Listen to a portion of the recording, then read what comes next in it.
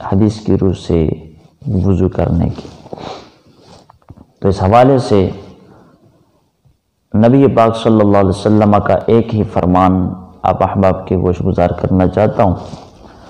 حضرت عبداللہ سنابحی رضی اللہ تعالی عنہ سے روایت ہے۔ حضرت عبداللہ سنابحی کون ہیں؟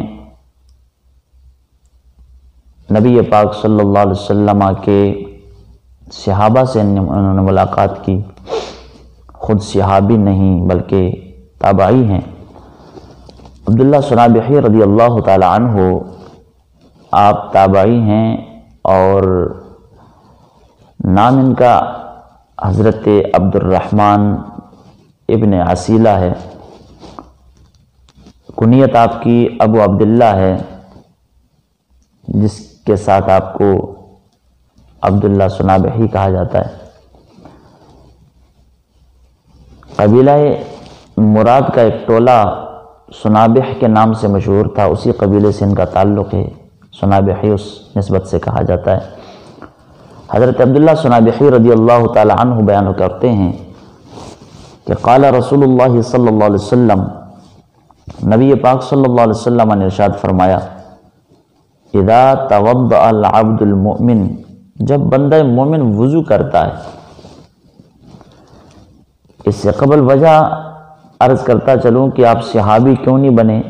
سرکار دو عالم صلی اللہ علیہ وسلم کے حیات طیبہ میں آپ ہجرت کر کے مدینہ کی طرف روانہ ہوئے تھے۔ رستے میں جحفہ کے مقام پر جب پہنچے تو آپ کو خبر ملی کہ نبی آخر الزمان صلی اللہ علیہ وسلم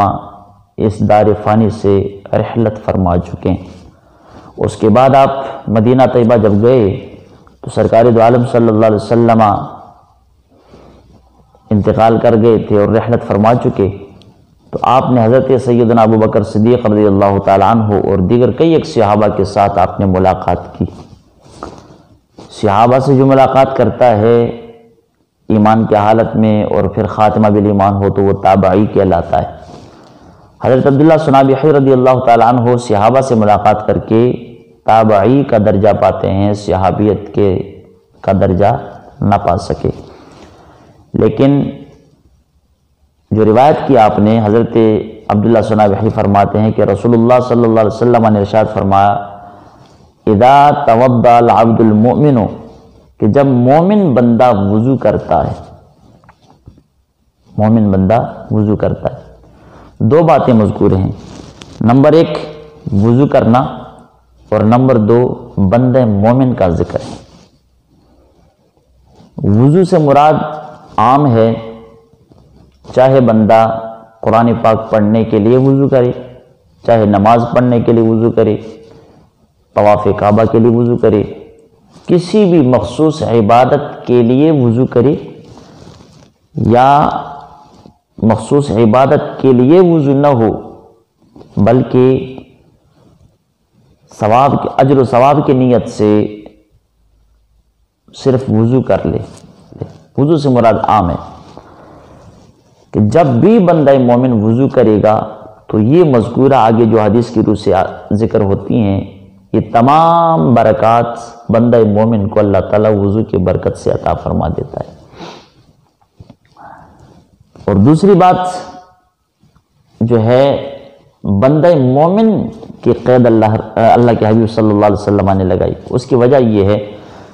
مطلب یہ ہے کہ بندہ مومن جب وضو کرے گا تو اس وضو کے فیضان اور برکات سے مستفید بندہ مومن ہو سکتا ہے۔ اگر کوئی کافر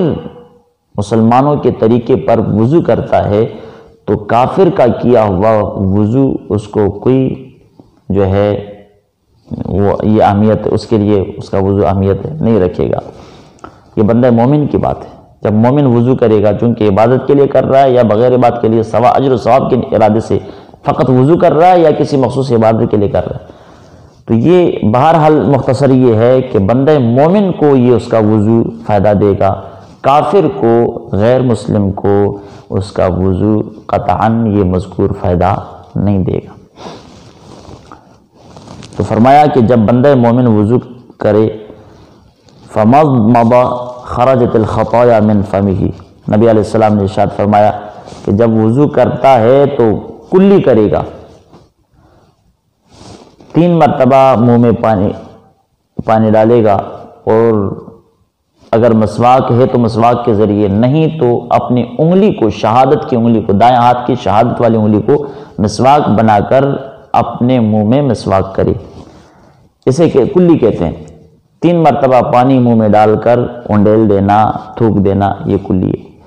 جب کلی کرے گا تو نبی علیہ السلام نے ارشاد فرمایا خرجت الخطایا من فمہ، تو اس کے منہ سے گناہ سارے نکل جاتے ہیں۔ یہ پہلی برکت وضو کی کہ وضو کے لیے جب بیٹھ گیا بندہ مومن اجر و ثواب کی نیت سے، اور جب کلی کرتا ہے بیٹھ جائے گا وضو کرنے کے لیے، اور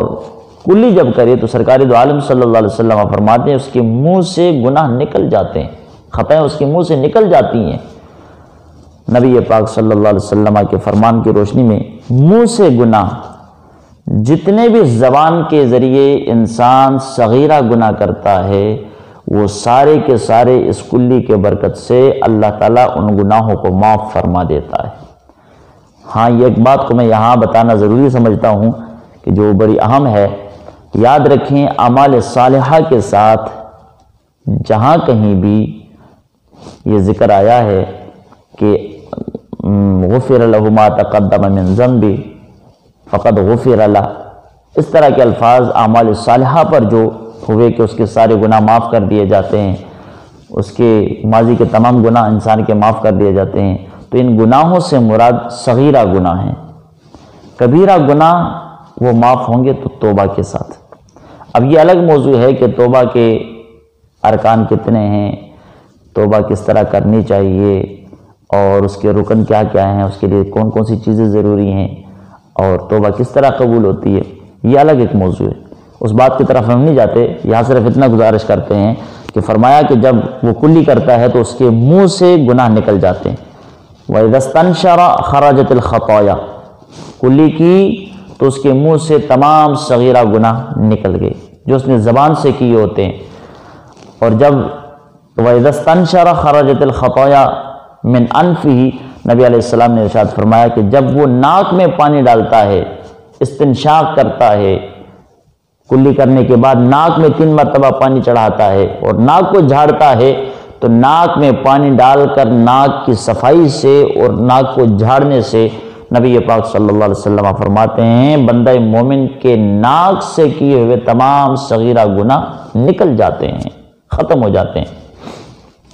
اب ناک سے گناہ، یہ بھی صغیرہ گناہ مراد ہے۔ غلط نامناسب بو کو سونگا اس نے، ناجائز بو سونگی اس نے، تو یہ جو سونگنے کے ذریعے اور دماغ کے اندر جو ناجائز خیالات تھے، گمان پیدا کیے اس نے، کسی کے بارے میں بد خیالی کی، برا سوچا،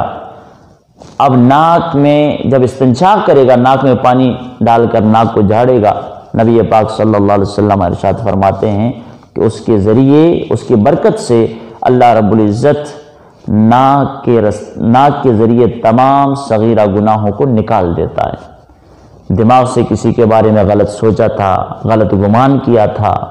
برا خیال دماغ میں آیا تھا، اور کوئی ناجائز بو سونگی تھی اس نے، اب وہ جو صغیرہ گناہ اس سے ہوئے، وہ تمام گناہ استنشاق کے برکت سے، ناک جھاڑنے کی برکت سے، اللہ وحدہ لا شریک اس عمل کی برکت سے ناک کے ذریعے جتنے گناہ ہوئے صغیرہ گناہوں کو مٹا دیتا ہے۔ پھر آقا علیہ الصلوۃ والسلام نے ارشاد فرمایا فَإِذَا غَسَلَ وَجْهَهُ خَرَجَتِ الْخَطَايَا مِنْ وَجْهِهِ، نبی پاک صلی اللہ علیہ وسلم نے فرمایا جب وہ چہرہ دھوتا ہے وضو کے لیے، وضو کرتے ہوئے جب چہرہ مبارک اپنا دھو لیتا ہے بندہ مومن، تو چہرہ دھونے سے سرکار دو عالم فرماتے ہیں کہ خرجت الخطایا من وجہہ، اس کے چہرے سے تمام صغیرہ گناہ نکل جاتے ہیں، صغیرہ تمام خطائیں نکل جاتی ہیں۔ اور آقا علیہ السلام نے یہیں پہ بات ختم نہیں فرمایا بلکہ فرمایا حتی تخرج من تحت اشفار عینی، جب چہرہ دھوتا ہے تو چہرے کے تمام صغیرہ گناہ نکل گئے، حتیٰ کہ سرکار نے فرمایا آنکھوں کے پلکوں کے نیچے سے گناہ نکل جاتے ہیں۔ اللہ اکبر کبیرہ، کتنی باریکی میرے آقا علیہ الصلوۃ والسلام نے بیان فرمائی، کتنی باریکی۔ اور اگر آسان لفظوں میں کہیں تو اللہ وحدہ لا شریک اپنے بندہ مومن کی بخشش کے لیے، گناہوں کو مٹانے کے لیے نہ جانے میرے اللہ نے کیا کیا بہانے ڈھونڈ رکھے ہیں۔ تو فرمایا حتی تخرج من تحت اشفار عینیہ، جب چہرہ بندہ دھو لیتا ہے تو چہرے کے صغیرہ گناہ دھل جاتے ہیں، اور حتیٰ کہ آنکھوں کے پلکوں کے نیچے سے اس کے صغیرہ گناہ سب نکل جاتے ہیں اور چہرہ گناہوں سے پاک ہو جاتا ہے۔ اور پھر بات یہیں پہ ختم نہیں کی، رحمت کونین صلی اللہ علیہ وسلم نے ارشاد فرمایا فَإِذَا غَسَلَ يَدَيْهِ خَرَجَتِ الْخَطَايَا مِنْ يَدَيْهِ، نبی پاک صلی اللہ علیہ وسلم نے ارشاد فرمایا جب وہ اپنے دونوں ہاتھوں کو دھو لیتا ہے، یاد رکھیں دونوں ہاتھ وضو کے ابتدا میں اس جوڑ سمیت، اس جوڑ تک اور اس جوڑ سمیت پہلے ہاتھ دھوئے جاتے ہیں۔ یہ اس دھونے سے مراد یہ ہاتھ دھونا مراد نہیں ہے، یہ بعد میں جو وضو کا فرض ہے، یا ایھا الذین آمنوا اذا قمتم الى الصلاۃ فاغسلوا وجوہکم وایدیکم الى المرافق، کونیوں سمیت جو ہاتھ دھوئے جاتے ہیں وہ دھونا مراد ہے۔ فرمایا کہ جب وہ اپنے دونوں ہاتھوں کو دھوتا ہے خرجت الخطایا من یدیہ، تو اس کے دونوں ہاتھوں سے کیے ہوئے صغیرہ گناہ اس کے نکل جاتے ہیں۔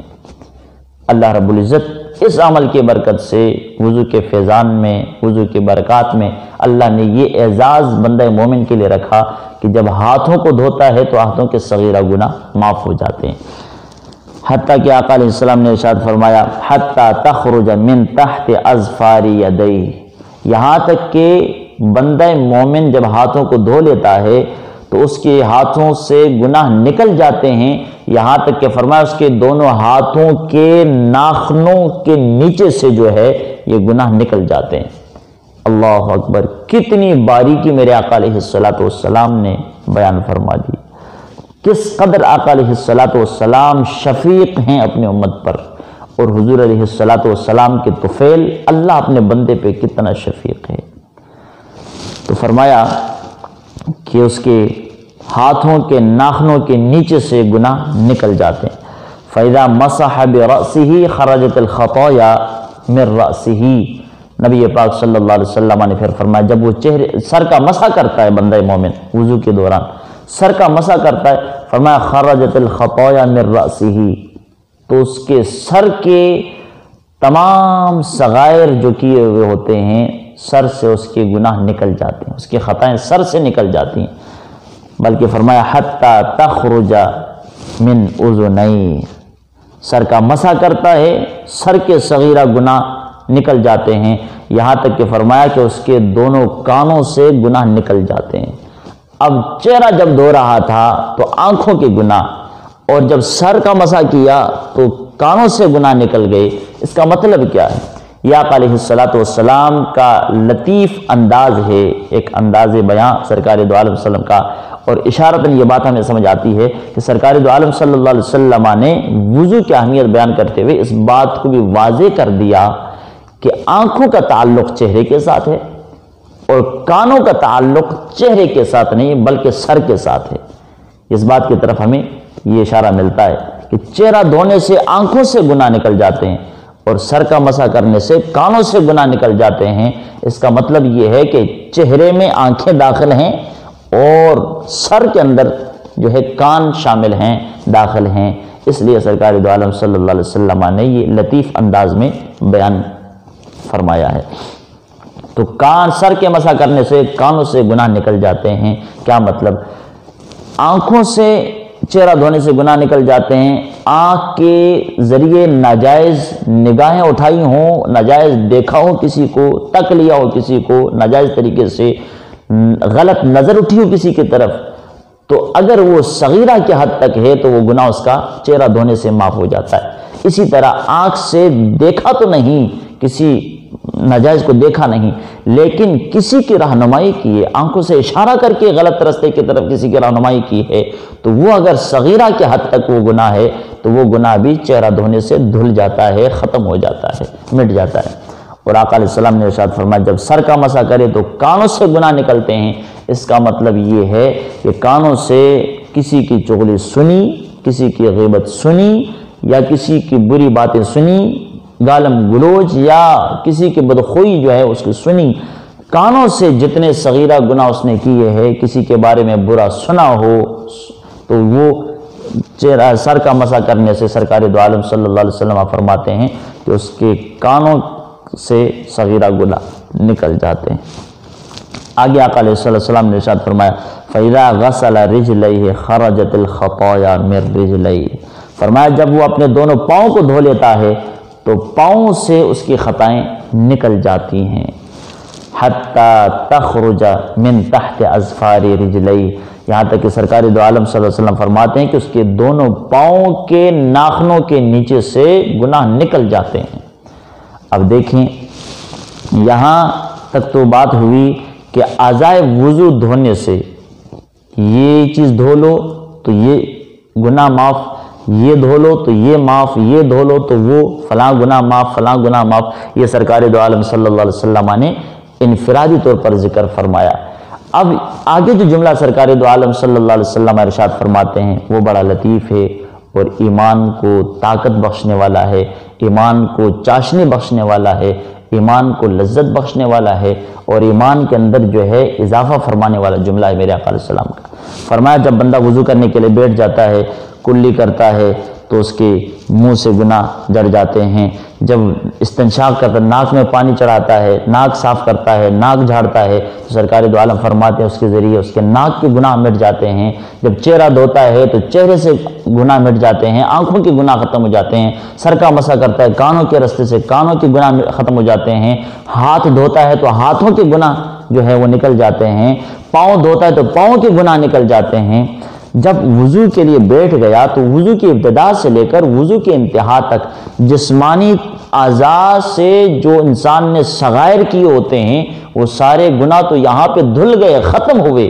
اب جو بات آگے سرکار دو عالم صلی اللہ علیہ وسلم نے ارشاد فرمائی وہ بڑی لطیف بات ہے۔ آقا علیہ السلام ارشاد فرماتے ہیں اتنے اعمال کر کے، اتنے گناہوں کی معافی حاصل کرنے کے بعد پھر انسان کیا کرتا ہے وضو سے فارغ ہو کر؟ فرمایا ثم كان مشيه وصلاته ثم كان مشيه الى المسجد